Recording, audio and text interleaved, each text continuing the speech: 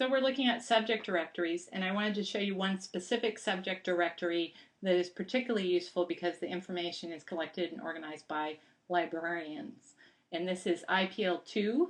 The URL for the website is www.ipl.org. And it also has a really nice example of how you can use a hierarchy in your research. So let's go to Resources by Subject. And here's our hierarchy. So it starts out with really general categories and then gets more and more specific, which is why you call it a vertical search, because you're going down through the information.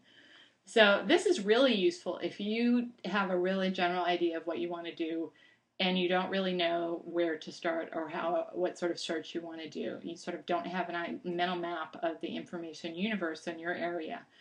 Or you can use it to find really good quality websites. Since everything has been selected by librarians here, you will also find a much smaller number of hits, which is actually what you want. So instead of going in through computers and internet, I'm actually going to go straight to internet because that's what I want to take a look at. So there are 448 resources that fit into this specific category, and then it breaks it down even further. So I'm going to go into World Wide Web. And there are 78 resources for World Wide Web. I can keep getting more and more specific. So I'm going to look at search engines. And this is somewhat confusing because there's nothing listed here, but there's still categories over here. So this tells me what's going on in terms of this category. They didn't think there was anything that sort of just generally fit into search engines. They broke it down into things that were more specific. So I'm going to go to meta search engines. These are search engines that search multiple search engines at the same time.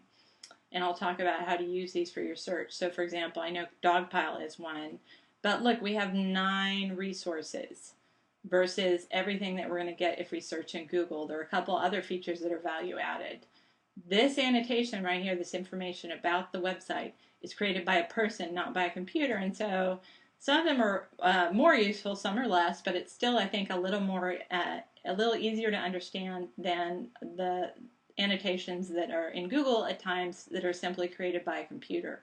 You also, when you go in through the subject headings, you see what categories this fits into. So we have search engines, meta search engines, and then search engines, clustered search engines.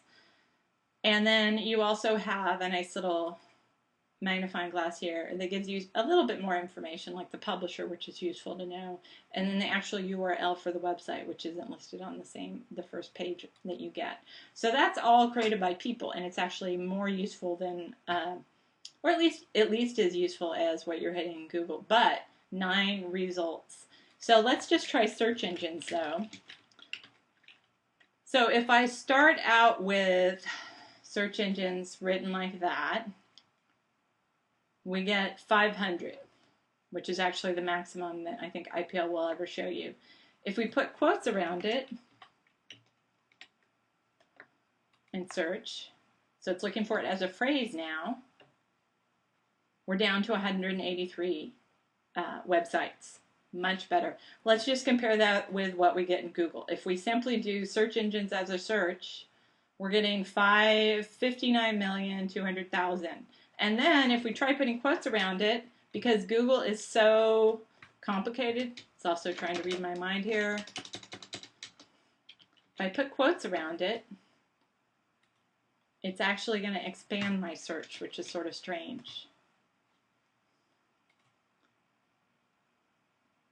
I get 187 million hits. This is because, so search engines plain got 59 million.